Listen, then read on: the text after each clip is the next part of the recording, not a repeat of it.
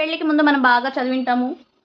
జాబులు చేస్తూ ఉంటాము, సంపాదిస్తూ ఉంటాము. పెళ్ళైన తర్వాత ఇదేందిరా నాయన బొక్కులు కడుక్కుంటూ ఇంట్లో కూర్చొని పిల్లలు చూసుకుంటూ ఉన్నాము. మనం ఎప్పుడు డ్యూటీకెళ్తాము, ఎప్పుడు జాబులు చేస్తాము, ఎప్పుడు డబ్బులొస్తాయి అనేసి ఆలోచిస్తూ ఉంటాము. పెళ్ళైన తర్వాత చాలామంది ఇదే పరిస్థితి అని ఫీల్ అవ్వకండి ఎప్పుడు. ఎందుకంటే పెళ్ళైన తర్వాత మనకి బాధ్యతలు ఎక్కువైతాయి. పిల్లలయిన తర్వాత రెస్పాన్సిబిలిటీస్ ఎక్కువుంటాయి. పిల్లల కంటే ముఖ్యం జాబులు కాదండి. పిల్లలే ముఖ్యం. వాళ్ళు పెద్దోళ్ళయిన తర్వాత జీవితాంతం జాబ్ చేసుకోండి. ఎవడు అడగడు మనల్ని. పిల్లలయిన తర్వాత వాళ్ళు కేర్ తీసుకోండి. మంచి ఫుడ్ పెట్టండి.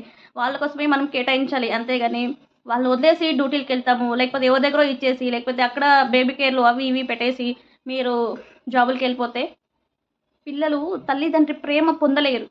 అది గమనించండి. చాలామంది తల్లిదండ్రులు లేని వాళ్ళకి ఆ బాధ తెలుస్తుంది. తల్లిదండ్రి ప్రేమ పొందక, వాళ్ళ ఆప్యాయతలు లేక బయట వాళ్ళు ఎట్లా చూసుకున్నా మన పిల్లల్ని మనం చూసుకోవడమే మనకి గొప్ప. మనం చూపించేంత ప్రేమ ఎవరు చూపించరు.